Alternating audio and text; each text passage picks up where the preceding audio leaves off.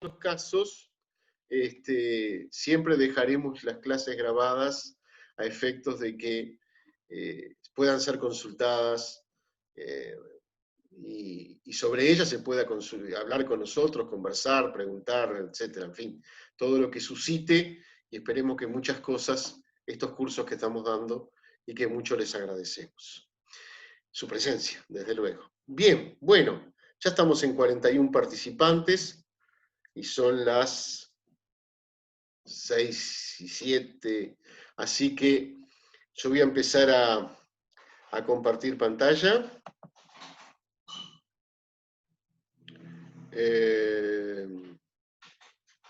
Acá está. Voy a empezar a compartir pantalla. Voy a achicar un poco el márgenes de aquí. Me voy a correr yo a su vez, pero esto creo que no tiene tanto resultado el que me corra yo. Creo que después la máquina hace lo que se le antoja, pero bueno. Yo por lo pronto me corre. Esta es la presentación que comenzamos a ver el viernes pasado, hace ya una semana. Simplemente en forma de repaso, desde luego, porque no tenemos tiempo de hablar de vuelta de ella, pero sí hacer un recorrido. Ustedes recuerdan que habíamos visto una serie de imágenes. En esas imágenes lo que yo les pretendía transmitir era básicamente la percepción, creo que tomar conciencia de que el mundo sobre el cual estamos viviendo, sufriendo, padeciendo, alegrándonos, etc., es un mundo cuya infraestructura es científico-tecnológica casi de cabo a rabo. Es decir, no creo que queden, no sé si esto es bueno o malo, pero no creo que queden paisajes agrestes, no hollados, no modificados, no transformados por las manos de comunidades o culturas científicas, perdón, culturas o civilizaciones. Esa era un poco la percepción que quería transmitir. Luego estuvimos hablando un poco de qué entendemos por ciencia y qué por tecnología. Simplemente para refrescarles, la ciencia como ese conocimiento que permite, a través de aproximaciones sucesivas, tener un conocimiento cada vez más, ¿cómo diría? Un conocimiento cada vez más adecuado del entorno, que nos permite ciertas realizaciones, como por ejemplo una que transmitieron ayer en el noticiero. Se erradicó la polio, una enfermedad que vaya, si causó estragos entre los menores de edad, sobre todo en la primera mitad del siglo XX. Se erradicó de África y creo que está erradicada del mundo, y eso es a raíz precisamente de desarrollos científicos tecnológicos que permitieron encontrar el antídoto para esa plaga, esa pandemia, no menos peligrosa que esta que estamos viviendo hoy día. Y eso es por el desarrollo del conocimiento científico, y por sus aplicaciones, y por sus ideas políticas institucionales, públicas en salud, en educación, que permiten que ese conocimiento se difunda y se pueda aplicar de manera eficaz en el contexto social. Luego hablamos de las tecnologías y empleamos una caracterización que yo creo adecuada, que es, hablamos de técnica cuando hablamos de algo que es connatural a los seres humanos desde que somos lo que somos. La tecnología, en realidad, podemos hablar de tecnología cuando a esa técnica milenaria se le agrega la reflexión, la sistematicidad, el rigor propio de las ciencias modernas, que hace que, por supuesto, esas técnicas mejoren al punto tal que comienza a configurarse, y eso es lo que parte del material que vamos a ver en esta clase, comienza a configurarse una convergencia científico-tecnológica, que es de lo que podemos estar hablando hoy día sin lugar a dudas. Después de eso vimos algunos de los peligros que entraña el desarrollo científico-tecnológico, algunas ventajas como las que les acabo de reseñar, referida a la polio, y tantas otras enfermedades que sean, como la viruela, por ejemplo. La viruela arrasó con poblaciones enteras durante cientos de años y que se han extirpado de la faz de la Tierra, por poner algunos ejemplos simplemente, ¿no? Y a su vez de los peligros que esto entraña, ¿no? La modificación del medio ambiente, la transformación a tal punto de nuestro hábitat que lo ponemos en nuestra contra, es decir, lo transformamos en un ambiente hostil. Vale decir, tratar de tener en cuenta ventajas y desventajas, porque solamente conociendo las ventajas y las desventajas es como podemos, solamente conociendo estos procesos de producción de conocimiento científico y tecnológico, es como podemos tomar, ya tengo algo que me está escribiendo y no sé qué es como podemos tomar posición como ciudadanos respecto a eventuales desarrollos, eventuales avances. Yo me acuerdo que les ponía en la clase pasada el ejemplo del automóvil autónomo, o el vehículo autónomo, para no ser tan redundante, ¿no?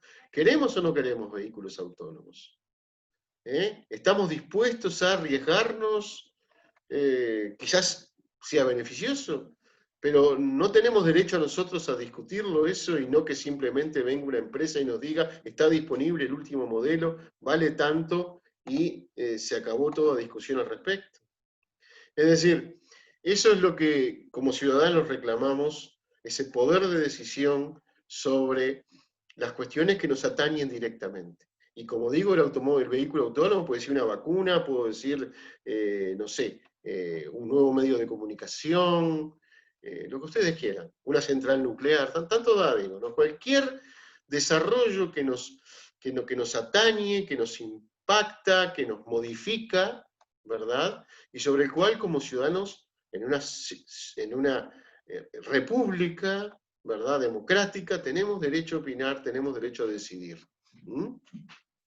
Y debemos ser invocados para ello. Y debemos nosotros reclamar ese derecho a ser invocados. Pero para poder reclamar ese derecho, no hay que ser obviamente un especialista, un ingeniero, un físico, un biólogo, un sociólogo, pero sí ser lo suficientemente atentos a lo que sucede a efectos de poder tener una opinión ponderada, que no es experta, sino ponderada, manejando diferentes elementos, ¿verdad?, sobre el asunto que tenemos en vista o que se pretende imponer.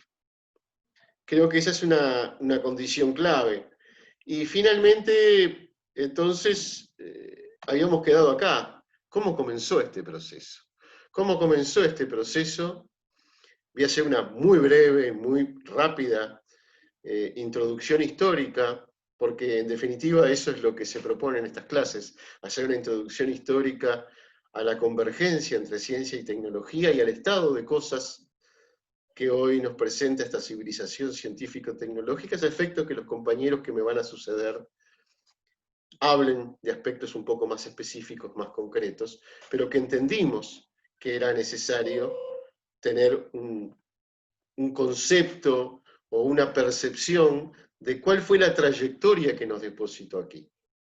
Siempre se ha dicho, y yo comparto plenamente esta opinión, que la historia, el desarrollo de la historia como ciencia, el conocimiento de la historia, tiene un valor obviamente que alguien lo puede disfrutar, yo me incluyo, yo disfruto leyendo historia, quizás algunos me vean como un bicho raro, bueno, otros bailan salsa y yo los veo como bichos raros, eso cada uno hace lo que quiere, ¿verdad? Pero además la historia tiene la capacidad de señalarnos cómo esa evolución nos permitió ubicarnos donde estamos y entender por qué estamos donde estamos, o por lo menos mejorar nuestro entendimiento de por qué estamos donde estamos. E incluso, en el mejor de los casos, incluso hasta poder proyectar porvenires en base a los procesos evolutivos que van generando las diferentes condiciones, entre ellas nuestro presente, sin duda. Entonces, ahí está la cosa, es decir, ¿cómo empezó todo esto? Esto es como en una pequeña gráfica, una larguísima, alguien está dibujando, me parece que no corresponde, ¿no? ¿Me parece? Una larguísima historia, digo, porque si es así, lo cambio y pongo el PDF, a mí no me afecta, pero creo que así nos manejamos mejor, es más legible. Ahora, si hay algún gracioso, quizás le convendría algo talent o algo por estilo, pero no acá, no acá. Esto es una breve gráfica de una historia extensísima, pero que es bueno tenerla en cuenta, ¿verdad? Esta imagen que está acá es una de las primeras estatuillas de cerámica que se conservan al menos, y se conservan en muy buen estado, que se supone que es una mujer de hecho, tiene senos, etc. Y tiene incluso, digamos, vientre, probablemente una mujer embarazada, y está datada 100.000 años atrás. Es decir, nuestros antepasados más remotos ya estaban no solamente generando técnicas para sobrevivir en un medio hostil, sino que también las técnicas se generaban para reflejarse, para comunicarse. Estos son los símbolos de comunicación, una estatuilla, una pintura, el lenguaje, sin duda, ¿no? Es decir, las técnicas no solamente permiten cazar, cocinar, construir una vivienda, pelar una piel para poder usarla para el frío, sino que además esas técnicas permitieron ya a nuestros lejanos antepasados lo que hoy llamaríamos arte, es decir, toda esa dimensión simbólica que es parte también de nosotros mismos y de nuestra trayectoria y evolución como civilización. Encontramos por acá 100.000, 200.000 años atrás, las primeras apariciones de los primeros humanos, nuestros antecesores directos, en el África. La famosa Lucy. No sé, quizás hayan sentido hablar de ella. Si no, bueno, los remito a Google o a alguna lectura un poquito más, que es el primer esqueleto que se ha podido casi juntar entero de estos antepasados antiquísimos, y están en Kenia, creo, si no me equivoco, o sea, en el corazón de África, ¿no?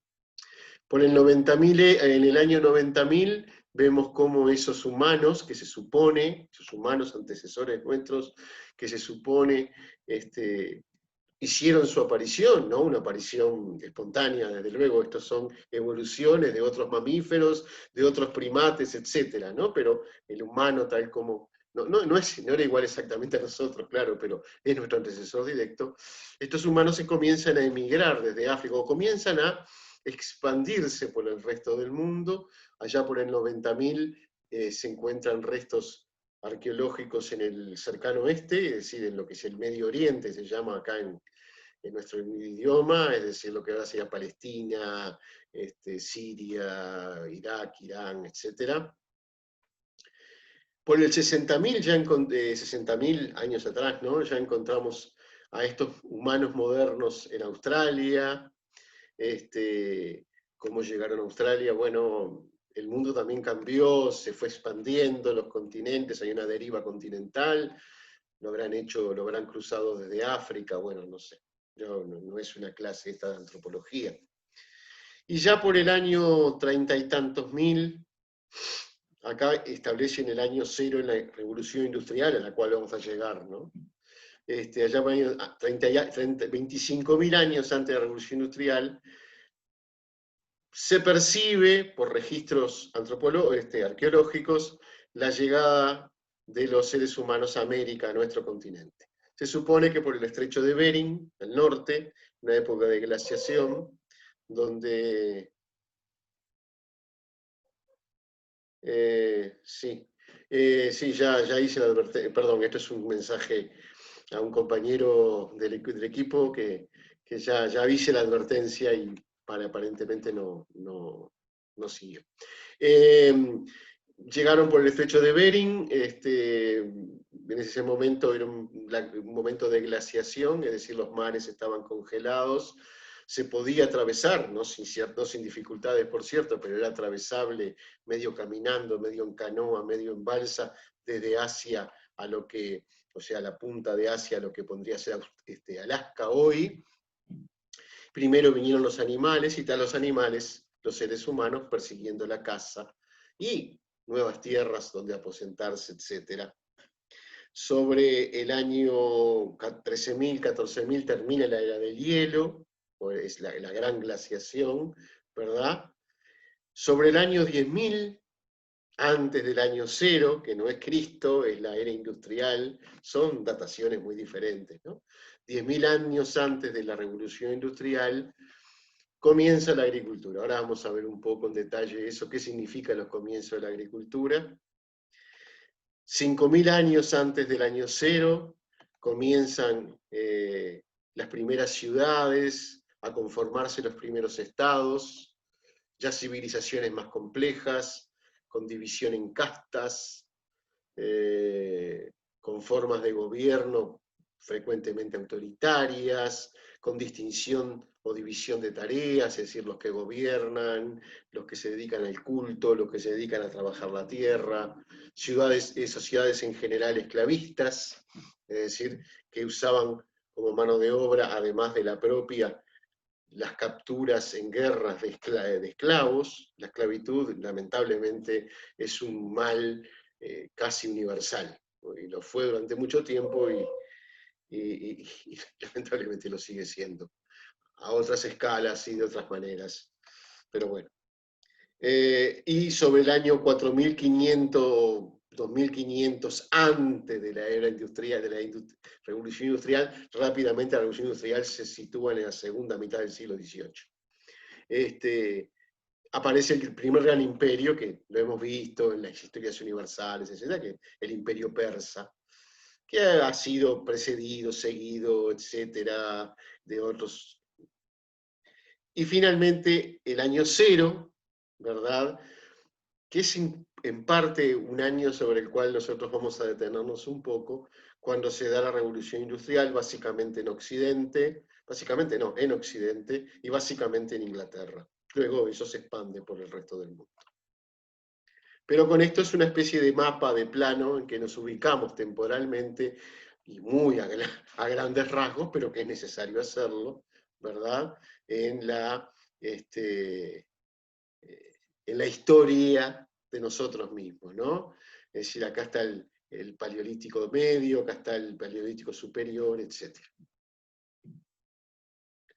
Y acá, a partir de la Revolución Industrial, que ya lo habíamos visto antes, acá concretamente, es que comienza lo que se llama el Antropoceno, es decir, donde las diversas civilizaciones humanas dejan su huella de manera tan fuerte que han modificado de manera radical el medio ambiente, y básicamente a partir de esta primera revolución industrial. Acá está la revolución industrial, ¿ven? Y con una curva de crecimiento básicamente medido en los niveles de dióxido de carbono. ¿Cómo se mide esto, dirán ustedes? Si se mide básicamente a través del registro del registro de los árboles, es decir, a través de los anillos de crecimiento, se mide la cantidad, yo no sé exactamente cómo es la técnica, claro está, la cantidad de el crecimiento, por ahí también se saca si hubo épocas más frías, más cálidas, etc. Se saca o se interpreta que es así, que por ahora es la mejor interpretación que tenemos disponible, claro está, ¿no? Y bueno, acá tenemos otra gráfica, ¿verdad?, que también nos coloca en esos primeros pasos. Ustedes dirán, ¿y por qué esta persona, este docente, retrocede tanto en el tiempo? Porque es necesario, aunque sea abuelo de pájaro, como lo estamos haciendo, retroceder así en el tiempo, porque acá es donde comienza el proceso. Acá comienza el proceso de los seres humanos de transformación de su hábitat y de su medio ambiente. Por supuesto, la eclosión se da a partir de la revolución industrial, pero acá comienza el proceso. Vean ustedes en el Paleolítico Superior, lo veíamos anteriormente, ¿no? Vamos de vuelta a la gráfica, que es este de acá, desde prácticamente 50.000 años a esta parte, ¿verdad? Comienza a encontrarse registros de piedra tallada, pescas, depredadores, y estos dejan su huella, estos comienzan a modificar de manera significativa el medio ambiente, ¿verdad? Armas y herramientas de piedra, en el Mesolítico, caza de animales pequeños, y llegamos a un punto clave, que es el Neolítico, la famosa revolución del Neolítico, que se la compara con la revolución industrial por los profundos cambios que introduce justamente a través de la introducción de técnicas en la transformación del medio ambiente. ¿Por qué? Porque es cuando la humanidad, en diferentes lugares, e incluso lugares totalmente desconectados entre sí, va pasando, es un proceso, desde luego, esto no pasa de un año para el otro, ¿no? Va pasando, algunos nunca lo llegan a hacer, ¿no? Por supuesto, pero grandes porciones de la humanidad van transformándose de nómades y cazadores-recolectores, o sea, cazan y recolectan lo que tienen en un lugar y luego se mudan a otro, de ahí el nomadismo, a asentarse en lugares porque comienzan a domesticar animales y domesticar plantas. Es decir, se establecen. Y al establecerse, generan comunidades permanentes o colectivos permanentes, que comienzan a crecer en número, porque además la agricultura permite acopiar alimentos y no estar a lo que pasa en el día a día. Y esto también va generando división de tareas en la comunidad, porque están los que se dedican a cazar, nunca se deja de cazar, están los que se dedican a labrar la tierra, están los que se dedican a preparar alimento, están los que se dedican a defender las fronteras del territorio, fronteras obviamente no establecidas políticamente, y están los que usufructan la mayor parte de todo esto y se apropian del beneficio, y generalmente son los que ejercen el gobierno sobre, a veces de manera muy despótica, claro está, sobre el resto de la población. La organización social primitiva, jefes, brujos, encargados de la parte sagrada, llamémosle así, hechiceros, guerreros, las primeras divisiones sociales. Después siguen. Sí, obviamente el tiempo, claro, esto no hace falta ni que lo diga, ¿verdad? Pero bueno, ya volveremos, quizás volvamos sobre esta gráfica. Acá tenemos, esto se me achicó un poco, perdón, voy a quitarlo, ahí está. Esto es la revolución del Neolítico, que se da más o menos, ustedes lo tienen acá, se da más o menos hace 8.000 y 5.000 años atrás. Uno dice así, dice 3.000 años, 3.000 años. Es casi inconcebible para nuestras cortas vidas, y mucho más cortas en aquel tiempo, ¿no? Donde la esperanza de vida no pasaba de los 20 y pocos años, promedio, claro. Es muchísimo, pero en ese lapso, ¿verdad?, se da la revolución, el paso a la producción de alimentos.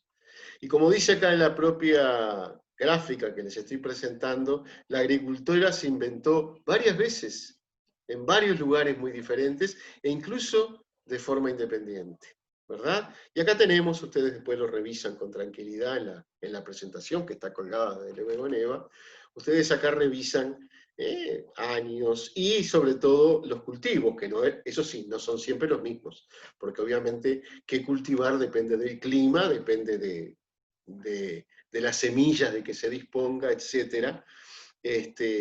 Pero lo que se inventa no es tanto determinada forma de cultivo, sino el cultivo en sí mismo, lo que ata a los seres humanos al territorio, los hace parte del territorio. Y esa transformación es una transformación que ha sido irreversible. Esto que pasó hace entre 5.000 y 8.000 años atrás ha sido irreversible. Por eso es una transformación revolucionaria. Y fue una transformación revolucionaria gracias a la técnica. O sea, no solo gracias a la técnica, pero donde la técnica jugó un papel protagónico.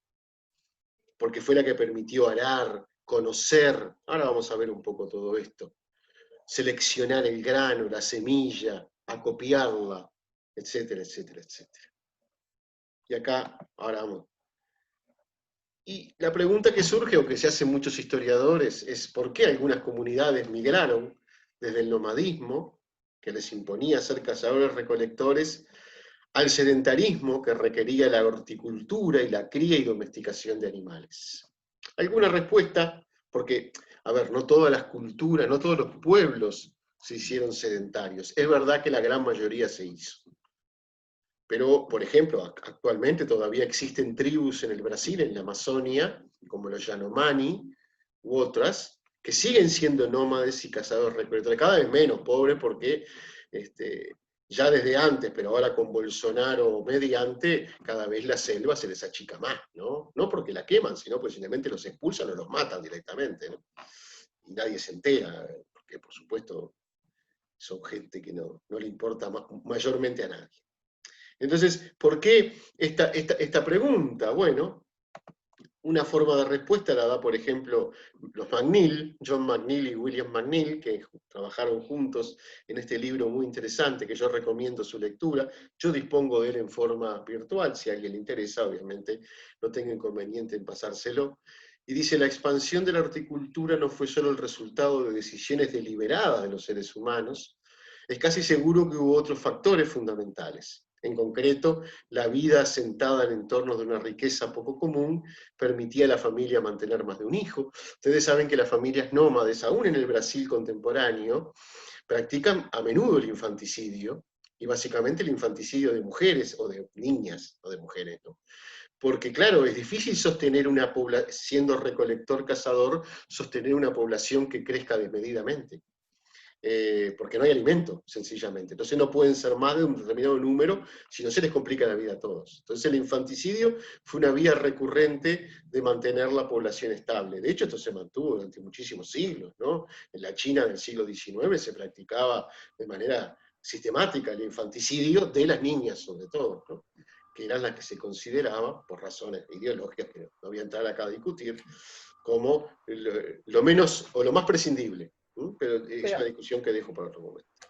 Profe, y hoy en día, no, disculpe, ¿no hay algo de eso en China con respecto a la cantidad de hijos que puedan tener? No, lo que hay en China luego de la Revolución Comunista del 47, y ante el desborde de la población, porque los chinos son... Ya ahora se ralentizó, ¿no? Ya se aplanó la curva demográfica. Lo que hubo fueron leyes que prohibían tener más de un hijo. A las poblaciones urbanas, sobre todo. A las poblaciones rurales no tanto, porque la mano de obra siempre era más necesaria. Pero esas leyes, además, eran, si las infligías, eran duramente castigado, con multas, con pérdida de... Hay un montón de películas también en referencia a eso. ¿Cómo? Que hay películas también en referencia a eso, Sí, que por los supuesto. ocultan. Están muy buenas. Por supuesto. Pero ahora, por ejemplo, al igual que otras sociedades occidentales más desarrolladas, entre comillas, las poblaciones urbanas chinas ya no requieren de leyes para mantener una maternidad, sobre todo, muy controlada, porque las propias mujeres que se han integrado al mercado de trabajo postergan el momento de tener los hijos para hacer su carrera. Entonces, digamos, si bien las leyes están vigentes, ya cada vez es menos necesario tenerlas. Pero sí, ha habido. En cambio, en la India no la hay. Y hoy por hoy la India es el país que tiene una explosión demográfica cada vez más importante. En algún momento quizás la hagan, no tengo idea, ¿verdad? Pero sí, Jorge. no un segundo, pero no se practica el infanticidio, ¿no? Es decir, había un castigo. No, hay una limitación, sí, económica también, ¿no? Creo castigo que son penal, como, económico, etcétera, ¿no? Sí, Alejandro, dime. No, otro ejemplo que conocía, había leído, es en Alaska, los esquimales también practicaban el infanticidio. Sí, No sí. sé si ahora, pero hasta el siglo XX, han habido, porque lo leí por el lado de los dilemas éticos que plantea, porque bueno, en realidad ellos lo justificaban por una cuestión de supervivencia de su población. Claro. Sí, sí, perfectamente. Así como también dejar morir a los ancianos porque dejan de ser productivos. Los esquimales, bueno, nosotros sobre todo, tenemos, hacen eso. Sí. claro, Sí, no, es correctísimo, Alejandro. Y sobre todo, fíjate que son lugares donde el asentamiento es muy difícil, porque Claro, casi que la propia geografía y el clima te imponen el nomadismo, buscando la exacto. pesca, etcétera, ¿no? Pero sí es claro. Perdón, había un chat que me decía que a alguien le interesaba el libro y me dejaba me dejaba en el chat su correo. Yo lo que le pido a esa persona, no me fijé quién era, Y estaba leyendo esto, dice Felipe, sí, que por favor me lo Marione, mande a profe, mí el una... mail, me lo mande a mi correo el mail, porque así yo respondo desde mi correo. Mi correo es muy sencillo, es jorge.rasner, es todo minúscula, @fiquedu, tal como nos manejamos institucionalmente. Así que a todo aquel interesado en este texto u otros que vayan surgiendo, porque no es el único que manejo, por supuesto, háganmelo saber y en la medida de lo posible yo se los envío. Todos estos que estoy usando los tengo digitales. Entonces continúo con esto. Entonces dice, en concreto, la vida asentada en entornos de una riqueza poco común, riqueza relativamente hablando, ¿no? Permitía a las familias mantener más de un hijo, mientras que entre los grupos de cazadores y recolectores errantes el crecimiento demográfico se había restringido por el hecho que las madres normalmente solo podían llevar a cuestas un hijo, etcétera, etcétera, ¿no? El asentamiento, por consiguiente, permitía un crecimiento demográfico mucho más rápido, o sea que se expande la humanidad, ¿no? Y una población creciente intensificaba la caza y las recolecciones locales, lo cual hacía que los alimentos en estado natural escasearan más y más, a más demanda, menos caza. Esto significaba que los grupos de sedentarios acabarían encontrándose, probablemente atrapados en un modo de vida cada vez más laborioso, trabajando primero en pequeños huertos y luego en campos más extensos, al disminuir los frutos de la caza y la recolección a la antigua usanza. La población crece, hay que alimentarla, y digamos que de alguna manera el cultivo de la tierra, la domesticación de los animales y de los vegetales se convierte en una necesidad. Ineludible, porque no hay casa para mantener hay como un círculo retroalimentable, ¿verdad? O sea que la explicación que nos dan los McNeil de alguna manera es que por eso quizás se explica por qué en muchos lugares aparecen simultáneamente o casi simultáneamente, y sobre todo en lugares desconectados entre sí, como las poblaciones americanas y las poblaciones asiáticas, aparece el sedentarismo y la revolución neolítica, que tiene diferentes características de acuerdo al lugar, claro, pero que mantiene esas invariantes, ¿no? Que es la domesticación de animales y plantas. Y ya les digo, creo que son los hitos que transforman radicalmente la evolución de la humanidad, para bien y para mal. Y acá les traigo un ejemplo porque me parece interesante, ¿no? Cómo la domesticación, en este caso un vegetal, no es solamente domesticarlo, es crearlo, construirlo. Este de acá es el maíz natural, o lo que se conocía como maíz natural. Este es un maíz que poco a poco se va consiguiendo, es decir, tiene más grano, y este es el maíz como lo conocemos actualmente. Es decir, se hizo de una planta con limitados recursos alimenticios, o de un fruto, perdón, no de una planta, con limitados recursos alimenticios, un fruto con siempre es relativo esto, ¿no? Abundantes recursos alimenticios. Y esto es una producción humana. Esto es producto de la técnica, de lo que se llama selección artificial. En contrario a la selección natural que se da en la evolución biológica. ¿Por qué artificial? Porque los seres humanos pacientemente guardaban el grano como semilla del mejor fruto, y entonces el que nacía la temporada siguiente era mejor que los anteriores, y así sucesivamente. Por supuesto, este es un proceso muy largo, de miles de años. Pero ya estamos viendo en acción la capacidad de conocer, seleccionar, abstraer, modificar el medio ambiente. Esto es pura técnica. Y esta es la revolución del neolítico. Entonces, también los McNeil dicen, uso bastantes citas de los McNeil porque me parece interesante para este tema, hace 6.000 o 5.000 años apareció en alguna parte del suroeste de Asia una variedad mutante de oveja lanar que no tardó en propagarse sin dificultad, toda vez que la lana arrancada, se arrancaba, más adelante esquilada, cortada, del lomo de las ovejas resultó ser una fibra utilísima para hacer tejidos. Y sigue, ¿no? Porque después sustituyeron a cabritos como primeros consumidores de leche y empezaron a tomar leche los seres humanos, lo cual, como dice ahí, fue una perversión extraordinaria de las relaciones biológicas naturales. Nosotros como mamíferos estamos, estuvimos en algún momento biológicamente preparados para consumir leche materna durante 1 año, 2 años, 3 años. Sin embargo, el consumo de alimentos lácteos, a través de la domesticación de estos animales, se prolonga durante toda la vida. No solamente la leche, queso, bueno, en fin, manteca, cosas por el estilo, ¿no? Entonces dice, posteriormente se intentó también que el ganado bovino, incluso las yeguas, proporcionaran leche para el consumo humano. Los mongoles, por ejemplo, las famosas hordas de Gengis Khan, iban a caballo y lo que tenían de alimento durante días era una especie de cantimplora con leche de yegua, ¿no?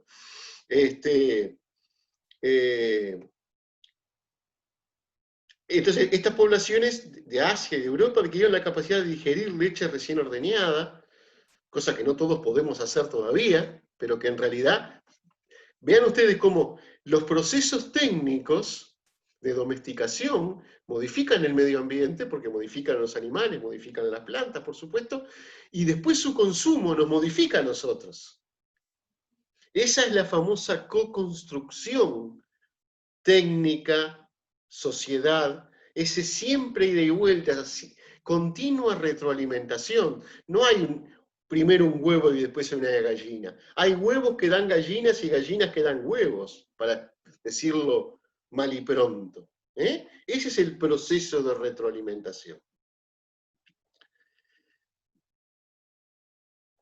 Continúo porque si no, no voy a llegar. Vamos 40 minutos recién.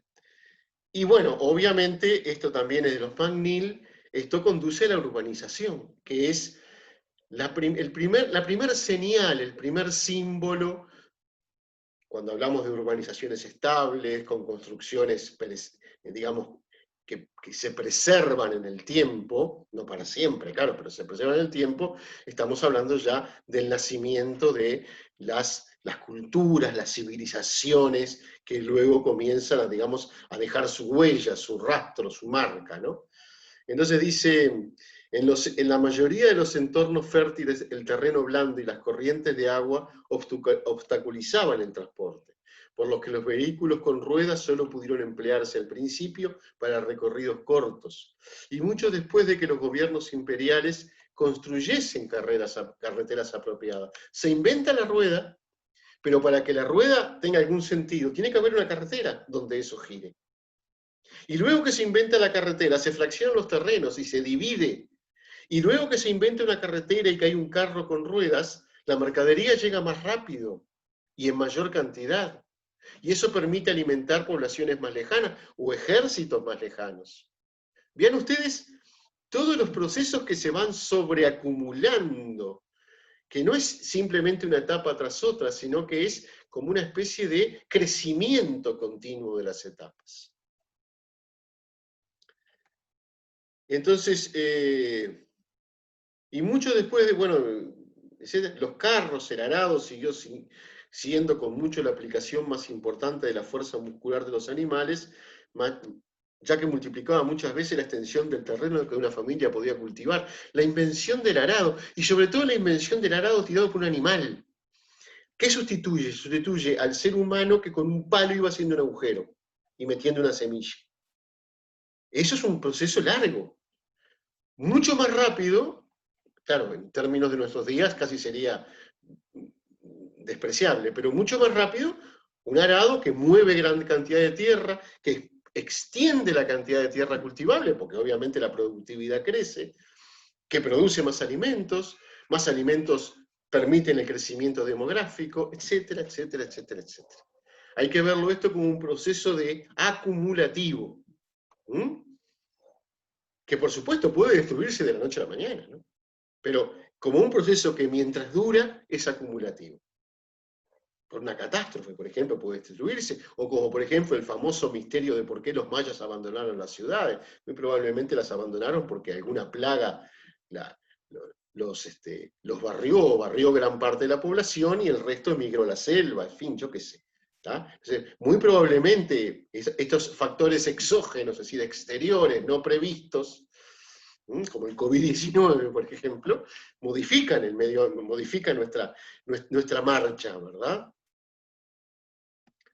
Entonces, sobre todo, esto significó que la mayoría de los años, en muchas clases diferentes de terreno y en climas diversos, los seres humanos y los bueyes podían producir más grano del que necesitaban para su propio consumo. Y vean que esto es clave, porque esto creó una oportunidad ecológica para la aparición de las ciudades y civilizaciones que pronto demostraron su facilidad de adaptación a diversas regiones del mundo. Pero además, creó, en años buenos, claro está, creó el superávit productivo.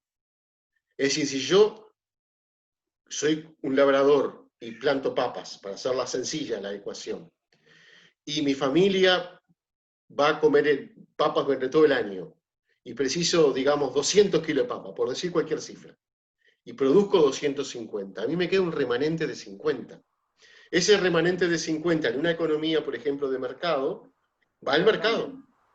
El labrador cambia, perdón, que me arreglo acá, el labrador va a cambiar esas 50 papas por algo que no produce, como yo que sé, no sé, un sombrero, o 2 sombreros, no importa, o una rueda de carro. O en las sociedades fuertemente estratificadas, ¿verdad? Esas 50 papas alimentan a las clases a los estamentos ociosos. No voy a usar el concepto de clase todavía, que eso se reserva para el capitalismo. A los estamentos ociosos, a los que viven del trabajo de otros, a lo que se llaman las sociedades ternarias, como la sociedad medieval europea, que estaba dividida en 3 estamentos: la aristocracia, el clero y la plebe. La plebe, que era el 99,99%, trabajaba para alimentar a parásitos como la aristocracia y el clero, porque según ellos cumplían funciones necesarias para la sociedad, como protegerlos, comillas, ¿no?, la aristocracia, y orar por su salvación, el clero. Pero eran parásitos, en definitiva, porque no trabajaban para vivir. Vivían del trabajo de otros, a través de impuestos, como el diezmo, etcétera, pues todo ese tipo de cosas. Es decir, se va generando, ¿verdad?, una economía donde, en el mejor de los casos, hay remanentes positivos, y esos remanentes positivos permiten generar ese superávit que van a dar lugar con el paso del tiempo a la creación del mercado. Tanto el mercado de provincia, donde yo llevo mis papas sobrantes y vos tu maíz, bueno, maíz no, porque faltó mucho tiempo para eso, y vos, yo qué sé, no sé, tus sombreros sobrantes, y ahí se dan los procesos de intercambio. Se va generando una economía donde ya no se apunta a la mera subsistencia, eso si las clases parásitas les dejaban algún remanente, claro, no se apunta solo a la mera subsistencia, sino que ese superávit permite darse algún gusto, como diríamos hoy. Comprarse un metro de tela, un sombrero, yo qué sé, no sé, tanto da. Es decir, es por lo que uno cambia lo que son sus superávit. Profe, comentaban en el chat, parásitos que viven del trabajo de otros, no Sí. solo en la Edad Media. No, por supuesto que no. No, eso está claro. Comentaban en el chat, es tal cual. Eso cuando hablaste de... Lo acabo de ver, lo acabo de ver. No, por supuesto, parásitos ha habido y hay, Los hay. lamentablemente. No, eso sí, sin duda. Yo ponía ese ejemplo y en ese caso los estamentos parásitos tenían esa condición. Hoy tienen otra, ¿verdad? Pero bueno, está. Me iría mucho de... Se han modernizado, pero están. Sí, se han, digamos, disfrazado de altos ejecutivos y cosas por el estilo, pero bueno, dejemos eso por un lado.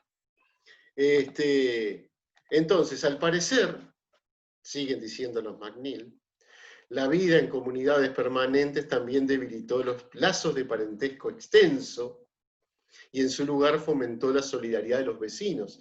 Vean cómo hay una ruptura del clan por una producción de otro tipo de vecindades y afectos. Vean cuántas transformaciones que están todas en cascada y que son, por supuesto, imprevisibles. Es decir, nadie se detuvo a decir en un momento, inventemos la agricultura. Pero si alguien lo hubiera hecho, quizás no hubiera podido prever esto. No, quizás no, estoy seguro de que no hubiera podido prever esto. Esto es lo que tienen los procesos de transformación técnicos y más adelante científico-tecnológicos, ¿verdad? Que nos ponen continuamente frente a la incertidumbre. Pero lo que sí sabemos es que esas transformaciones pueden tener manifestaciones, no digo insólitas, pero sí inesperadas. Sí, totalmente inesperadas. Como esta, por ejemplo. Yo soy un docente con muchos años de docencia. Con muchos años, ni lo digo para que no se rían. Yo nunca en mi vida había dado una clase virtual. Nunca en mi vida había dado una clase a distancia. Es más, si me hubieran invitado a hacerlo el año pasado, hubiera dicho, no, estás loco. Yo voy al salón de clase, agarro el DryPen, escribo, llevo mi PowerPoint, manejo mi computadora. Y tuve que adaptarme a esto. Y no creo que lo haya hecho del todo mal. Y lo hice rápido, como lo hicieron todos los compañeros en realidad. Digo, esto no es, obviamente no es algo que haya hecho yo. ¿Qué quiere decir? Que es imprevisible, siempre incierto, las transformaciones. Y esto es irreversible además. Ahora estamos dando clase en este momento para gente de Maldonado, de Rocha, de 33, de Paysandú, de Montevideo y de Colonia. El año pasado ni nos hubiéramos planteado. ¿Saben lo que hicimos el año pasado con este curso? Dábamos un curso en Montevideo, un curso en Maldonado, parecido a este que estamos dando ahora de CTS, presencial, por supuesto. Y el año que viene, o el otro, qué sé yo, cuando todo esto se termine, que en algún momento desde luego se va a terminar, o por lo menos se va a hacer más endémico, y nos vamos a plantear muchas veces, che, ¿y no nos convendrá darlo así podemos llegar a todos? Ojalá, ojalá. Bueno, vamos a ver. Para mí resultó súper beneficioso. Sí, a mí me aburre un poco hablarle a una pantalla muchas horas seguidas, pero me aburre y me cansa sobre todo. Pero bueno, sí, claro, tiene sus Pero comodidades. acercó a todos los alumnos que estamos lejos, el tema se centra todo en Montevideo, o sea, acá tenemos el primero y después olvídate, y esto la verdad que es re práctico. Exacto, por eso, hay cosas que son irreversibles y que son imprevisibles. Es decir, que las fuerzas que desencadenan una transformación, en el caso del COVID-19 no es una transformación tecnológica, aunque algunos dicen que es consecuencia del daño que le hacemos al medio ambiente. Pero no quiero entrar en esa cuestión ahora, pero independientemente, ¿verdad? Las consecuencias de la transformación tecnológica son siempre impredecibles. A veces beneficiosas y a veces no, por supuesto. Entonces, continúo. No está claro el modo en que cambió el clan por el núcleo urbano. Los habitantes de los poblados solían ser más numerosos que los grupos de cazadores y es probable que la mayoría de los casos los campos fueran cuidados por distintas familias. Cuando era necesario proteger el grano de los ladrones, los agricultores se reunían en asentamientos relativamente grandes, a veces construían muros, empalizadas, etc. En proporción a la importancia de la defensa local, quizá la vecindad sustituyó el parentesco como base principal de la solidaridad. O así cabe suponerlo, como muy bien dicen los McNeill, muy modestamente, cuando trabajamos sobre hechos históricos, y sobre todo hechos históricos tan lejanos, de los cuales son muy escasos los registros, o los indicios más que los registros, está muy bien tener una interpretación lo más ajustada posible, pero saber que no pasa una interpretación. En fin, bueno, esto ya lo vimos. Entonces, acá llegamos al segundo gran elemento que trae la urbanización. Y nos estamos acercando directamente a la técnica más como la conocemos, que es la técnica en forma de artefacto. Pero, insisto, cuando hablamos de técnica no hablamos solo de artefactos. Y cuando hablamos de tecnología no hablamos solo de artefactos. Hablamos de procesos. La invención de la agricultura, los procesos de producción de alimentos son transformaciones técnicas. Y no son en sí mismos un artefacto. Porque la innovación es tanto de artefacto como de proceso de producción de artefactos. Y entonces, dicen los McNeill, vivir en el mismo sitio durante todo el año permitió la rápida creación de artefactos útiles que pesaban demasiado para llevarlo de un lado a otro. Es decir, eran incompatibles con una vida nómade. En los climas templados, las viviendas y las prendas de vestir impermeables, hechas con fibras vegetales y animales, representaron verdaderos avances en lo que se refiere a la comodidad. Las nuevas maneras de preparar los alimentos, el fuego permanentemente prendido, aumentaron el bienestar humano a la vez que facilitaron el trabajo de la mujer. Esta quizás es una reivindicación o una reivindicación retrospectiva, no sé bien cuál era el valor de la mujer entonces. Para tejer hacían falta usos y telares, para cocer alimentos al horno se necesitaban piedras de molino, que molían el grano, ¿no? Y por supuesto hornos, y andando el tiempo se ingeniaron ingeniosas salidas de humo y chimeneas que elevaban la temperatura de esto lo suficiente para fabricar cerámica, etcétera. Las hachas de piedra para talar árboles, porque claro, el asentamiento requería construcciones más sólidas, las azadas para labrar y las hoces para segar añadieron al conjunto de utensilios agrícolas que, junto con el crecimiento de la producción humana y animal, sobre todo animal domesticada, sobre todo, no, básicamente animal domesticada, permitieron a estas comunidades transformar los entornos naturales de forma mucho más radical que antes. Esto es técnica, esto es una revolución técnica en acción. Por mucho de que haya demorado siglos, hoy estamos acostumbrados a otro vértigo transformador, pero eso no le quita a esto el hecho de ser una revolución técnica en acción. Voy a apurar un poco el tranco porque si no... Pero para hacer utensilios, para transformar la agricultura, para producir ese maíz de una espiguita muy larguirucha, muy modesta, en una mazorca realmente, no solamente hacen falta, no solamente se requieren utensilios, se requieren artefactos intangibles. Y esos artefactos intangibles los llamé, le puse yo el nombre y me hago cargo, al conocer. El conocer para hacer. La producción de conocimiento, no como hoy la conocemos, porque no podemos hablar de ciencias en ese momento, sí de conocimiento útil necesario para estos procesos. Y nos dicen nuevamente los McNeill, en los climas templados era importantísimo saber cuándo había que plantar. Esta necesidad concentraba la atención en los movimientos estacionales del Sol, la Luna y los planetas, nacimiento de la astronomía, o de los rudimentos de la astronomía. La astronomía no es solo mirar el cielo porque encandila, que lo es también. ¿A quién no le encanta ver una luna llena, enamorarse bajo... Eso siempre existió, supongo. Pero además había que conocer cómo se movía, porque ese es el mejor reloj que se dispone cuando no se tiene un reloj. Los ciclos que nos permiten saber, obviamente los equinoccios, hoy le llamamos todo eso, y sabemos cuándo plantamos, cuándo cosechamos, etc. Temporadas de lluvia, temporadas de sequía, podemos prever el futuro en la medida de nuestras posibilidades.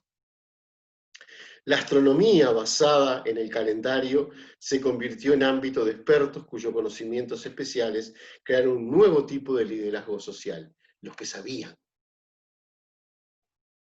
Una nueva función en el contexto de esas comunidades. No cabe duda de que habían existido guías profesionales del mundo de los espíritus entre los cazadores y recolectores. Basta pensar en el arte rupestre, etc. Pero la medición exacta de las estaciones requería un tipo diferente de conocimientos y habilidades, y a su debido tiempo se convirtió en otro ingrediente crucial del nacimiento de las ciudades y la civilización, el conocimiento de la realidad, lo que hoy podríamos denominar la ciencia. Con otras características, por supuesto, no podemos asimilarla a la ciencia actual ni a la ciencia moderna. Pero el espíritu que animaba a esto creo que se ha mantenido, porque es parte de nosotros. Y por mucho que se disfrace la ciencia actual como algo que está incontaminado, que debería estar incontaminado, ese es meramente un disfraz, es una máscara, es una ideología total. En realidad, el conocimiento es un conocimiento para hacer, de muy diferentes maneras y muy diferentes cosas, pero es un conocimiento que busca un objeto para transformarlo, aunque ese objeto seamos nosotros mismos, como conocedores de la realidad. Y así es como nace el pensamiento abstracto. Así es como se puede separar del paso de Marte y el paso, o del Sol o de la Luna, el paso continuo, se puede abstraer ciclos regulares. En el cielo no hay ciclos regulares. En el cielo hay un sol que sale y se pone, una luna que sale y se pone. Yo puedo abstraer regularidades. Una regularidad es una abstracción. El conocimiento abstracto. Lo que luego permite el desarrollo del conocimiento científico, el desarrollo de la matemática, el desarrollo de la lógica. Entonces dice, el mismo procedimiento debió ser empleado, esto ya es mío, no es de los McNeil, o sea que no los culpo por lo malo o bueno que tenga, debió ser empleado para conocer los regímenes de vientos, la migración de los animales, las corrientes marinas, cuando se largaron a navegar los seres humanos y atravesar océanos, las costumbres de las presas, de los predadores, etc. La pauta siempre estuvo en detectar la regularidad sobre la casi infinita variación entre fenómenos, acaso similares, pero nunca idénticos. El sol sale y se pone, pero si uno observa, en invierno sale y se pone más volcado sobre el oeste, sobre el este, perdón, y en verano se va corriendo al mediodía, como se llama, ¿no? Es decir, detectar incluso esas regularidades que son de más largo aliento. No todos los maíces las mazorcas de maíz son iguales, pero uno puede detectar similitudes que diga, esto es una mazorca de maíz, aunque no sea idéntica a la anterior, ni será, por supuesto, idéntica a la próxima. Esa es la regularidad, ese es el pensamiento abstracto. Hablamos entonces de abstracción, de inducción, formalización de las regularidades y la predicción de lo que se espera ocurra en función de esas regularidades. Si el sol siempre salió y se puso, desde que yo tengo memoria y de lo que me legaron, la cultura, el lenguaje, lega tradiciones, ¿por qué no esperar que el sol salga y se ponga mañana? ¿Por qué no contar con ello? Sí, puedo dar infinitas razones de por qué no contar con ello, pero ustedes reconocerán que es más natural contar con ello que no contar con ello. Esa es la previsión inductiva. Es decir, estamos hablando de la producción de conocimiento como otra técnica. No sé si se habrán dado cuenta. Como otra técnica con la que los seres humanos se enfrentan al mundo que les toca vivir.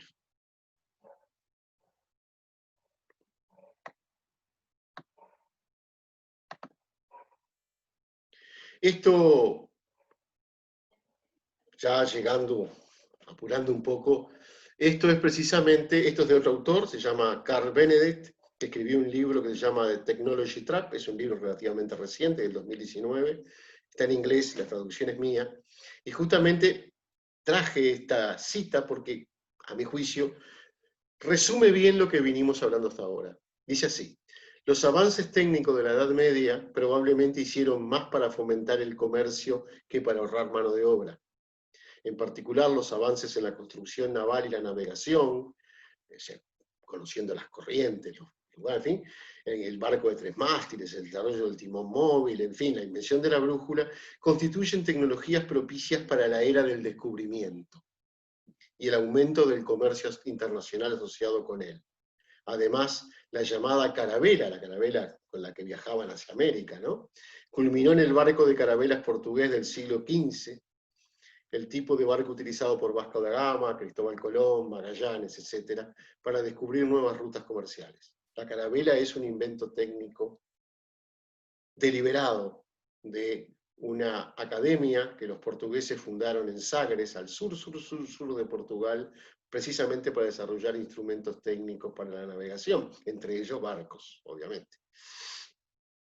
Para entonces Europa había avanzado en cierta medida para ponerse al día con las civilizaciones islámicas y orientales, previamente más avanzadas. Europa era una zona marginal previo al siglo XV, una zona subdesarrollada, llamaríamos hoy. Y mientras que Europa todavía era un imitador de tecnologías extranjeras, copió la pólvora, copió la brújula, copió la imprenta, copió todo lo que ustedes conozcan, a pesar de algunas chispas de brillantez tecnológica, pronto dejaría de ser imitadora para convertirse en innovadora. Y acá es cuando se da el proceso de revolución científico-tecnológica. Acá es cuando podemos empezar a hablar de tecnología propiamente dicha. Y no es que no hubiera antecedentes. En ese momento, la expansión europea, la expansión comercial, la expansión geográfica, el dominio y la colonización de otros territorios y de otros pueblos, exigió este desarrollo científico-tecnológico para gestionarlo. Muchas veces es dramático cuando uno dice eso, pero para gestionarlo. Acá hay unas diapositivas que me voy a saltar, pido disculpas, pero si no, no llego. Entonces, lo que vamos a ver ahora, y con esto vamos a ir, digamos, dándole cierre, aunque falta un rato, no se preocupen, dándole cierre a esta parte, es justamente las etapas de la convergencia entre ciencia y técnica, es decir, la construcción de la tecnología. Esto de lo que venimos hablando, hasta ahora venimos hablando de técnica, se convierte en tecnología precisamente cuando a la técnica se le suma la ciencia. Y cuando hablamos en un curso de ciencia, tecnología y sociedad, estamos hablando de su síntesis, ¿verdad? Y de todo por qué se produce y lo que ella transforma, y a su vez cómo ella es transformada por nosotros como productores, demandantes, consumidores, individuos políticos, en definitiva. Hice un resumen, simplemente porque profundizar en esto nos llevaría un curso entero. Pero un resumen que creo que es bastante interesante. Una primera etapa, aquella que en gráficas anteriores denominaban el año cero, ¿se acuerdan? La revolución industrial, que va desde fines del siglo XVII a mediados del siglo XIX. ¿Qué es la revolución industrial? Para ser muy breve, porque sobre este tema podría hablar 3 días seguidos y no, creo que nos voy a aburrir infinitamente. La revolución industrial es un proceso que transforma la producción de cosas que consumimos, tela, zapatos, sombreros, yo qué sé, de un proceso artesanal en pequeños talleres a un proceso industrial en manufacturas cada vez más grandes. Pero para que se dé ese salto, se requiere otro tipo de energía y no solamente la energía a tracción a sangre. Por ello es que la revolución industrial demandó en su momento una fuente de energía, por primera vez en la historia de la humanidad, una fuente de energía no animal, y que además fuera mucho más previsible que el agua y el viento, porque molinos ya existían, desde luego. No desde hacía mucho en Europa, pero ya existían. Se inventa la máquina de vapor. La máquina de vapor es una máquina enorme, cada vez se hizo más pequeña, pero en principio era una máquina enorme, donde se calentaba agua, se la calentaba con leña, o en Inglaterra sobre todo con carbón mineral, porque había abundancia, y sigue habiendo abundancia de carbón mineral en Inglaterra, que es un combustible fósil terriblemente contaminante, el más contaminante de todos, también el más abundante y el más barato. Es el que emplea China en sus industrias actualmente, por eso China está tan contaminada además. Entre otras razones, ¿no? Por cierto. Se empleaba el carbón mineral para calentar y hervir el agua se condensaba, la condensación le hacía agarrar presión a esa agua, o a ese H2O en estado gaseoso, y eso movía con presión un émbolo que a su vez daba lugar a un movimiento, ¿verdad?, de ejes, etcétera, que ponían en marcha telares. Y ya el telar dejaba de ser algo que se manejaba a mano, para algo que se manejaba automáticamente, y el operario, él o la, en general eran mujeres y sobre todo niños, porque eran mucho más baratos, obviamente, casi a precio de saldo, se los compraba, morían rápidamente también, desde luego, ¿no? En Inglaterra, la Inglaterra de la Revolución Industrial, que simplemente no es simplemente, controlaban el proceso y alimentaban de hilo, y después la tela se tejía. ¿Eso qué le permitió a Inglaterra? En la industria que primero tomó la revolución industrial, en la industria textil, permitió producir enorme cantidad de telas a un bajo costo respecto a las que se producían en el entonces. Y eso, sumado a su potencia ya en ese momento, segunda mitad del siglo XVIII, militar y política, salió a matar. Es decir, puso su Estado, el peso de su Estado, de su ejército, de su marina, para promover, por las buenas y en general por las malas, sus productos en todas partes del mundo. Es decir, nos hizo a todos consumidores. Eso es lo que los economistas, o mejor, los historiadores de la economía, denominan la primera globalización. La que se da, esto ya entre fines del siglo XVIII y principios del siglo XIX. Pero aún, volviendo, o sea, para darles un pantallazo de lo que fue la Revolución Industrial, que obviamente es algo mucho más complejo, porque tiene otras invenciones y otros desarrollos, por supuesto. Luego la Revolución Industrial rápidamente se contagia a algunos países del continente europeo, básicamente Francia, que tenía condiciones similares a Inglaterra, más tarde Alemania, a Estados Unidos de Norteamérica, luego de su revolución emancipadora en 1776, y posteriormente, y en muy diferentes formas, y en muy diferentes condiciones al resto del mundo.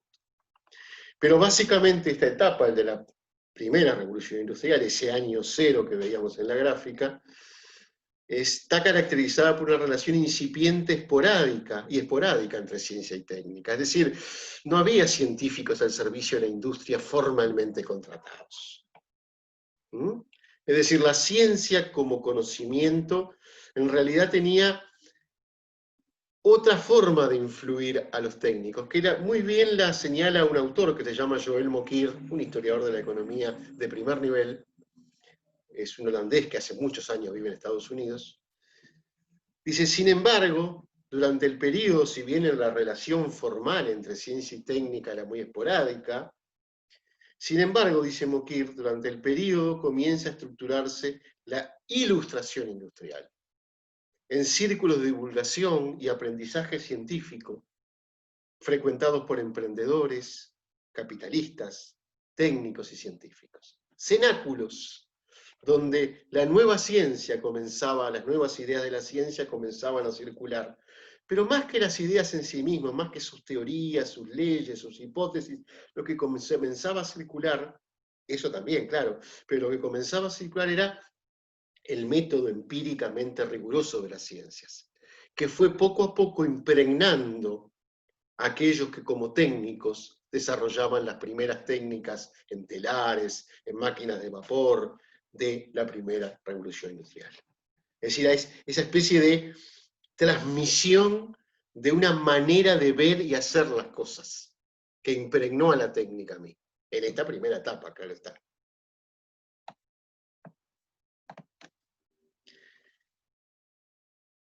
Los avances técnicos, esto lo dice Vaclav Smil, un autor que escribió este libro, Creating the 20th Century, también en inglés, la traducción es mía.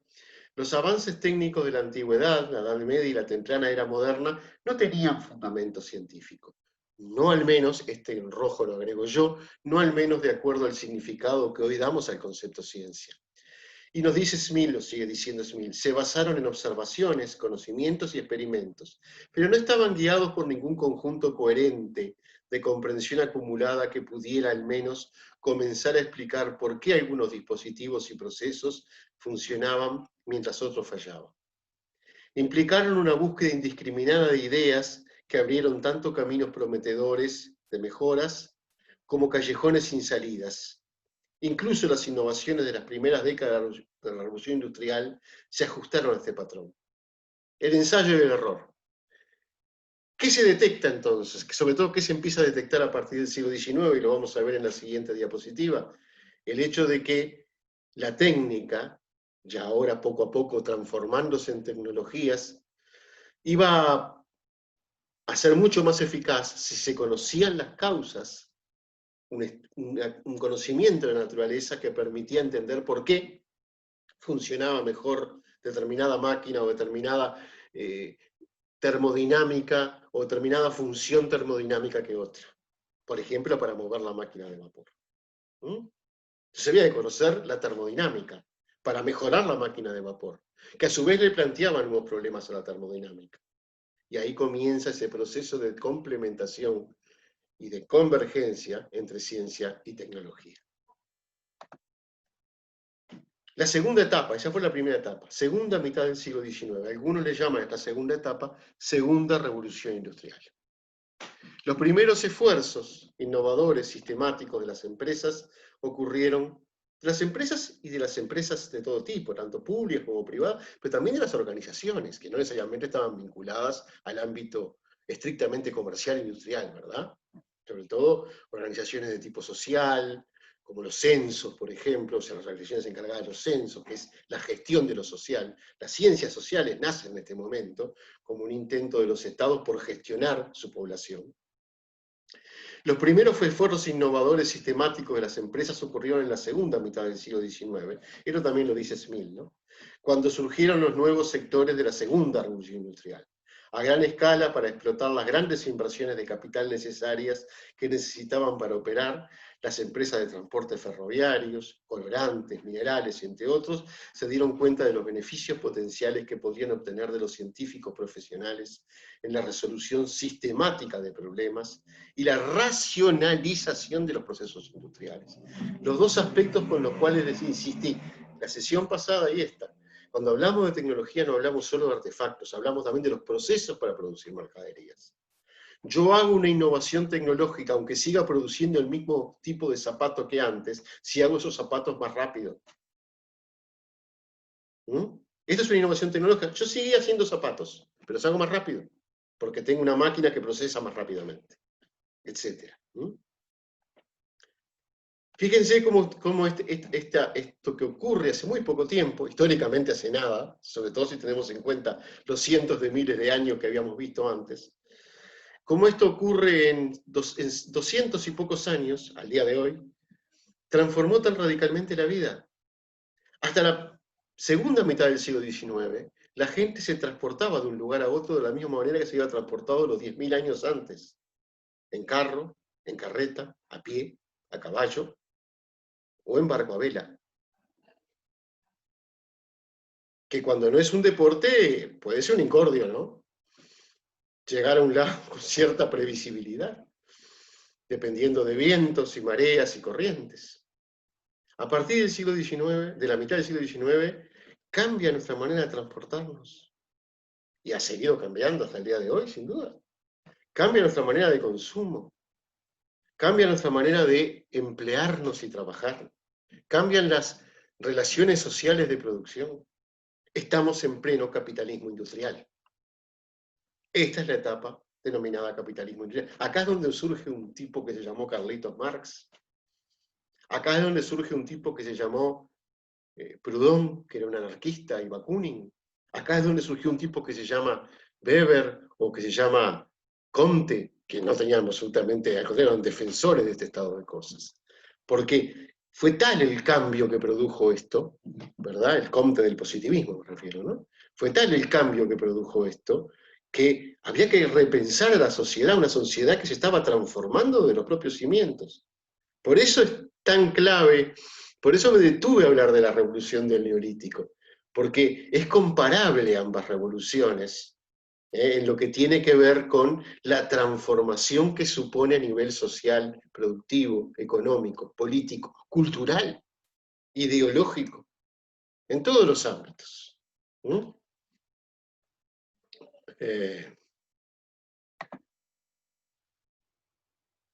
Sí, acá me preguntan si Nietzsche y Freud también, sí, Nietzsche y Freud también, y otros tantos, pero sí, es verdad, Nietzsche y Freud también, y Beethoven también. Profe, sí, yo fui el que puso eso, sí. lo traje en cuenta porque había un documental que vi hace un tiempo que se llamaba justamente Los genios del mundo moderno, y dentro de los pilares que hablaban eran justamente, como usted dijo, Marx, Nietzsche y Freud, y como que a cada uno le asignaba una cosa importante. Creo que, bueno, Marx era el tema político, no me acuerdo quién era el tema económico también, y el tema ideológico y el tema social también, como que hizo un cambio, claro, de lo que era anteriormente, como usted habló antes, el clero, las tres divisiones que habían, como que acostumbraban siempre a la gente a seguir, digamos, lo que estaba impuesto y no pensar por su cuenta, sino como que seguir a la manada, digamos, y de esa manera estar como siempre debajo, trabajando para la minoría. Y como que, claro, fueron innovadores, pioneros. Sí, sí, sin duda, sin duda. No, no, no, sin duda, estoy de acuerdo contigo, Michael.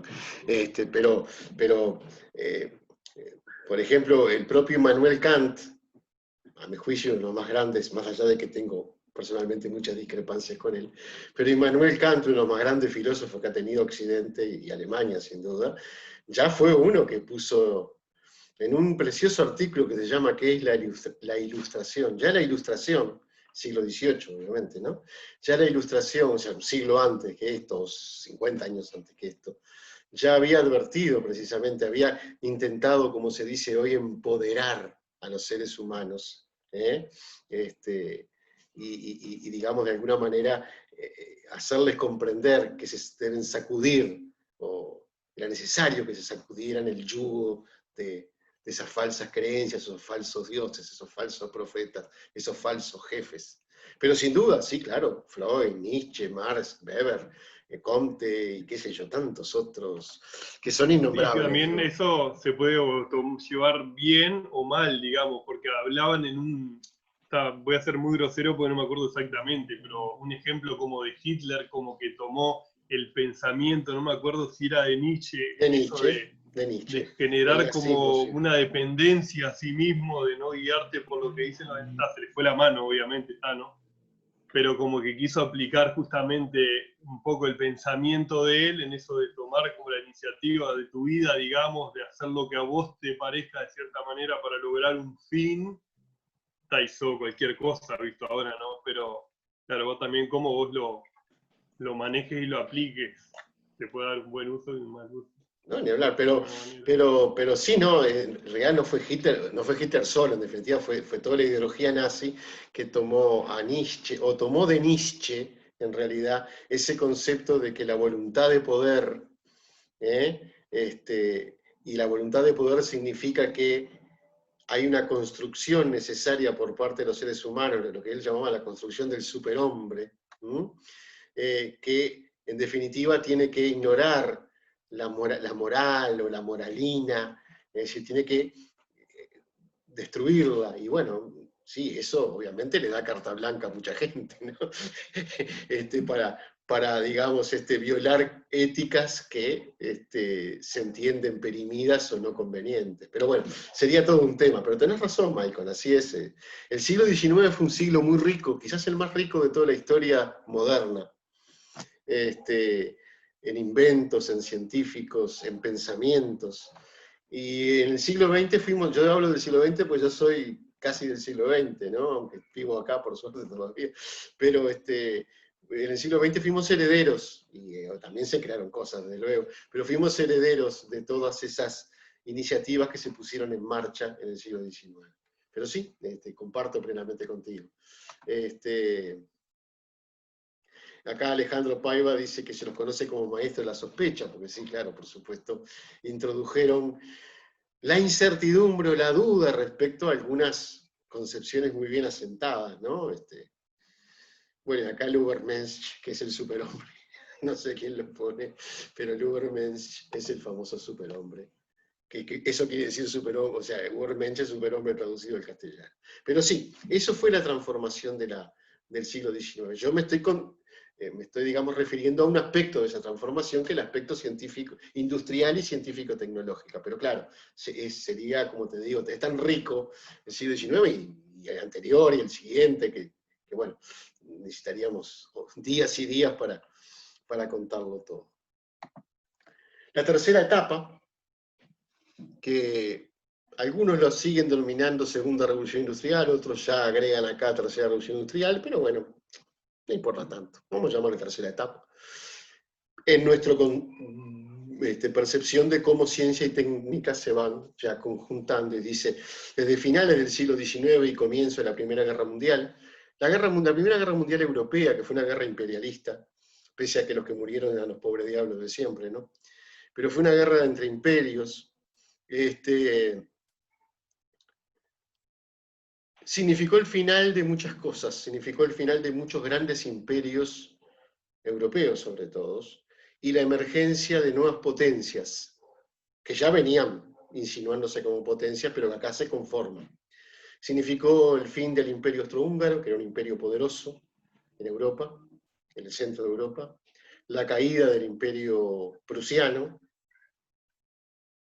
o alemán, pero con una fuerte impronta prusiana, que es una de las, ¿no?, de las grandes provincias, de Brandeburgo y todas esas provincias alemanas. Significó el comienzo de la decadencia del Imperio Británico, pese a que todavía está vivito y coleando, pero el comienzo de su decadencia, y sobre todo la emergencia de los Estados Unidos de Norteamérica, como la gran potencia hegemónica desde entonces hasta ahora, sin duda, ¿no? Desafiada por momentos durante un breve periodo de tiempo, breve históricamente, por la Unión Soviética, del 1917 a 1990, cuando implota, y ahora parece que hay un nuevo desafío por parte de esta China diferente, renacida, nuevamente potencia, pero bueno. Desde finales del siglo XIX y al comienzo de la Primera Guerra Mundial, las principales organizaciones del sector químico y en medida ingeniería eléctrica habían establecido laboratorios formales de investigación. Es decir, ya las grandes empresas o bien tenían su propio laboratorio de investigación, o sea, producían su propia innovación para aplicarla en productos, o bien estaban en estrecho vínculo con la academia. Bueno, acá ustedes van a tener algunos ejemplos que estaría bueno que ustedes los lean.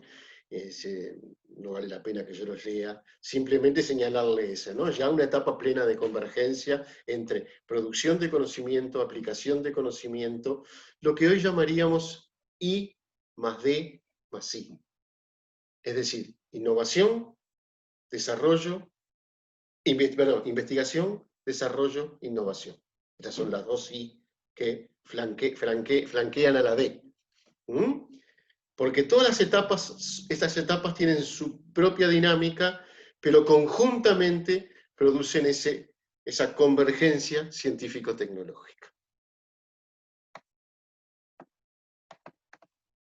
La cuarta etapa, el periodo de entreguerras, ya en expansión, obviamente, sobre todo la hegemonía estadounidense y el comienzo del pisar fuerte de la otra superpotencia que asomaba, que era la Unión Soviética, ya hecha su revolución en 1917, y ya sobre la década del 30, superando los grandes problemas que padeció esa revolución en los primeros 20 años de su vida, ¿no? O sea, grandes hambrunas, etc. Ya más, habiendo superado esas cuestiones básicas, estando en camino de superarla, ya más perfilada hacia transformarse en una hegemonía, en una potencia que quería imitar a las potencias occidentales. Ellos nunca lo negaron, los soviéticos, ¿no? Es decir, querían darle alcance al desarrollo científico, tecnológico y económico e industrial de las potencias occidentales. En algún momento Lenin, como sabrán, padre de la Revolución Soviética, dijo al principio de la Revolución Soviética, Lenin muere muy poco después, muere en el 20, 3 años después de la Revolución. Lenin decía, cuando le preguntaban, ¿y qué es la Revolución Soviética? Es eliminar a los piojos y la luz eléctrica. Se conformaba con, era una especie de chiste sarcástico, pero era alcanzar un nivel de vida para la población y para la producción, porque la electricidad no es solamente para poner bombitas en la casa, ¿no? Básicamente era para la producción industrial. Quinta etapa, mediados del siglo XX hasta 1980. Esta es una etapa interesante, muy importante, porque es cuando termina la Segunda Guerra Mundial, cuando definitivamente quedan dos potencias hegemónicas disputándose digamos, la hegemonía ideológica, política, económica, militar del globo, la Unión Soviética y los Estados Unidos, y comienza lo que se llama la etapa de la Big Science, o la gran ciencia. Es decir, ya plenamente los gobiernos de todos lados, pero básicamente de las grandes potencias y de los países desarrollados, entienden que el desarrollo de grandes proyectos científico-tecnológicos es clave para el desarrollo nacional. Llámese lo que se le llame desarrollo nacional. Puede ser desarrollo bélico nacional. Internet, por ejemplo, para poner un ejemplo ya casi emblemático, Internet, lo que hoy usamos, estamos usando en este momento, ¿no? Internet nace como o tiene sus orígenes, luego, después tiene toda una historia, claro, pero tiene sus orígenes en un proyecto del Departamento de Defensa de los Estados Unidos en el año 48, 49, 50, que le encarga a una agencia del Estado que se llamaba ARPA, que era una agencia para desarrollo de investigación en áreas estratégicas, que desarrolle un modo de comunicación no convencional, es decir, ni teléfono, ni telégrafo, ni señales de humo, es decir, no convencional, ante la eventualidad de una tercera guerra mundial nuclear, que si iba a ser nuclear, ¿no? Plena Guerra Fría. Y el gobierno, el Departamento de Defensa, en una política que es muy común en los Estados Unidos, terceriza esa investigación en academias y empresas, y llegan a desarrollar lo que se llamó ARPANET, que era una especie de Internet muy vista de hoy, muy rústica, muy rudimentaria, pero que luego permitió que una serie de científicos europeos, liderados por un tal Licklider, un físico, desarrollaran por asuntos propios, porque estaban en un colisionador de partículas en Ginebra, y querían que toda la comunidad de los físicos estuviera al tanto de los experimentos que estaban haciendo, desarrollaron una Internet. Y no solo la desarrollaron, que es la Internet 1.0, que es la primera Internet que tuvimos, sino que decidieron algo fabuloso, que esto es gratis. Esto la gente lo va a usar gratis. Hoy pagamos nosotros, pero pagamos la conexión, no pagamos Internet. Si eso, en vez de inventarlo estos científicos tan generosos, lo hubiera inventado Steve Jobs, que por ahí algunos lo tienen como una especie de ídolo caudillo, o Bill Gates, o alguno de estos sujetos, hoy no solamente pagaríamos para conectarnos ante él o al servidor, sino que además pagaríamos por usar Internet. Y ojo que no está saldado el problema. Payasos como Trump están cada vez queriendo meterle más mano a privatizar Internet. Pero bueno, esa es otra historia.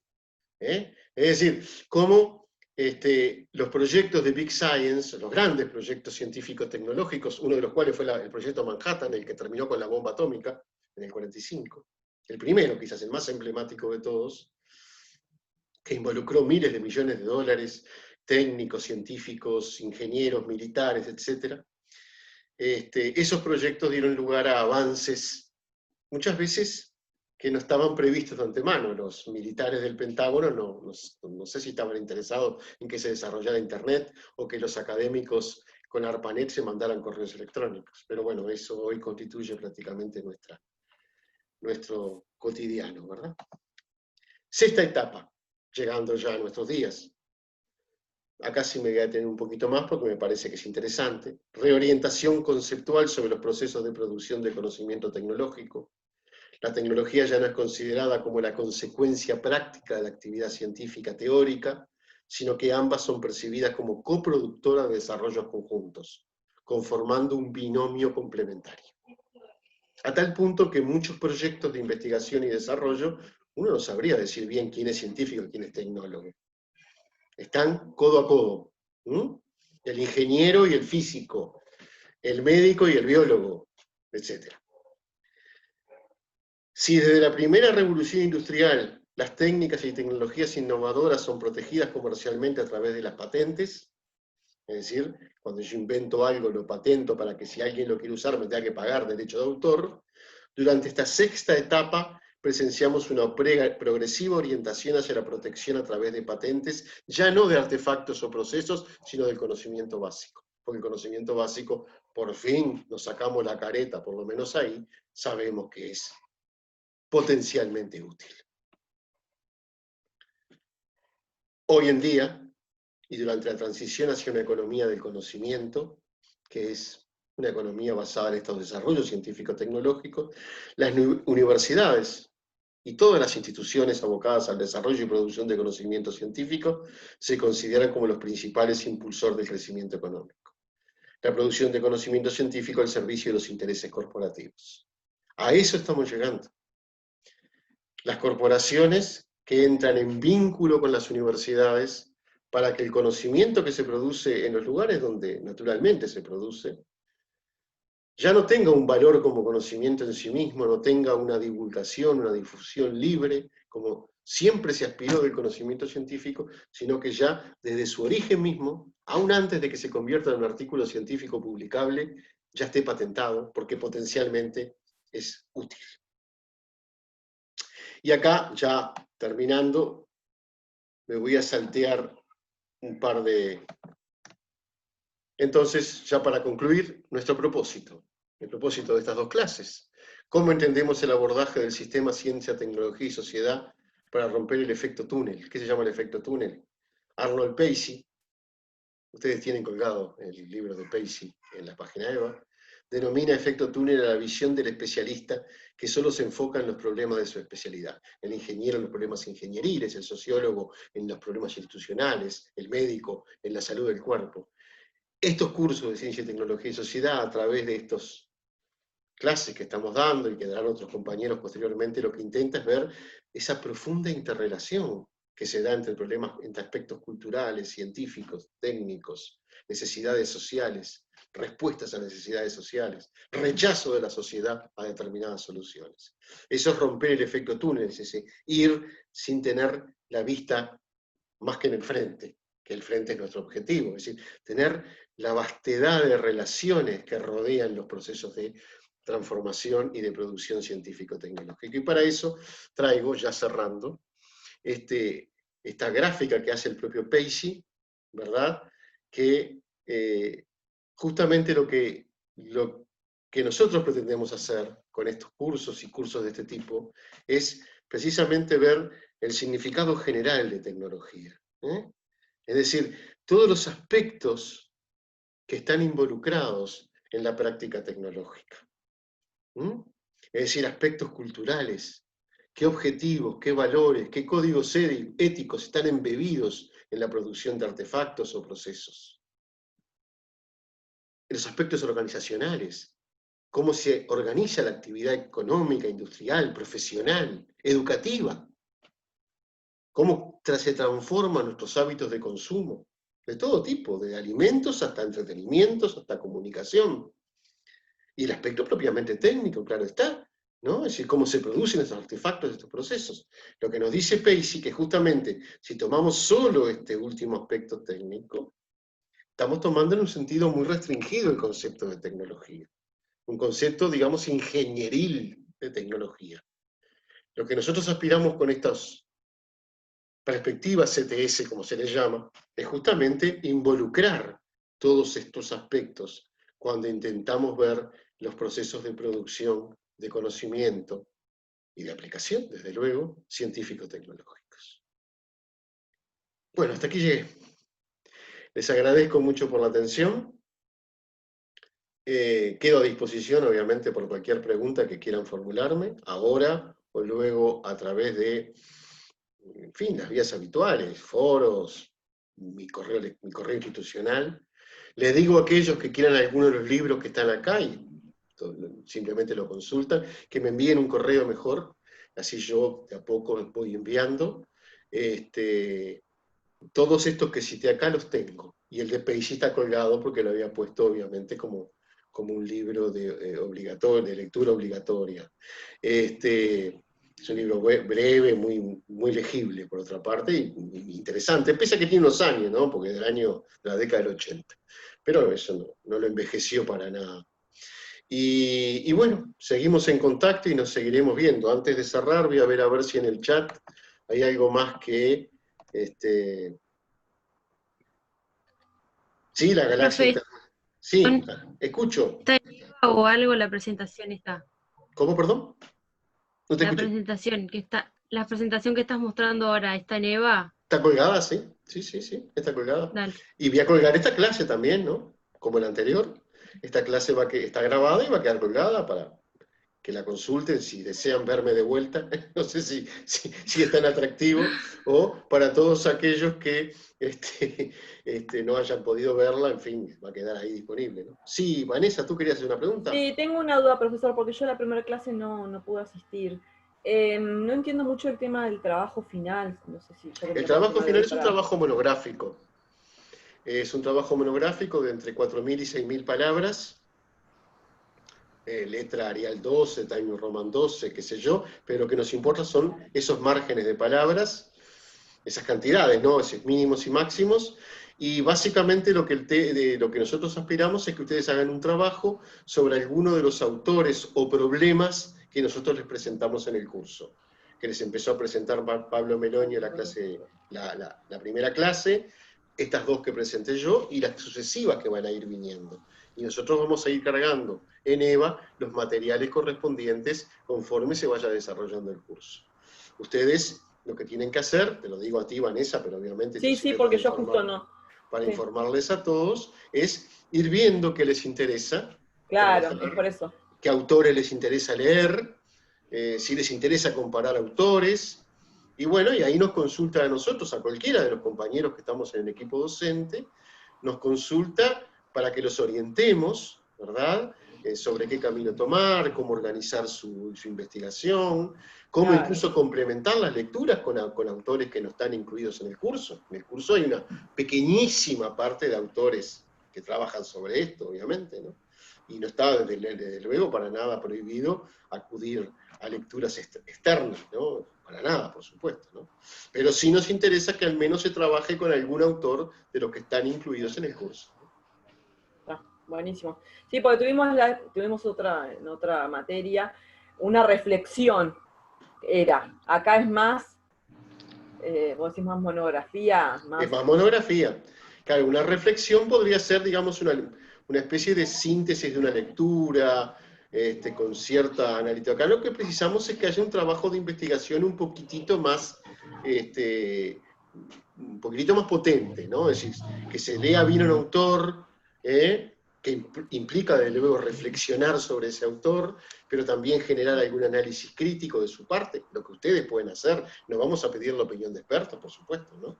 Pero sí pueden generar algún análisis crítico, no me parece que está bueno o me parece que está malo, pero sí cierta contradicción que si ustedes detectan, o ciertas sinergias que ustedes detectan, etcétera, ¿no? Muchas gracias. Buenas noches. Buenas noches, que pase bien. ¿Alguna otra consulta? Bueno, acá tengo agradecimientos por parte de algunos compañeros en el chat. Yo a su vez les agradezco a ellos por haber estado presentes, y van a ver que las clases que van a venir serán seguramente iguales o mejores que estas, porque la verdad que tenemos un equipo del cual uno puede estar orgulloso por su calidad docente y por el amor que ponen en todo esto, que es clave.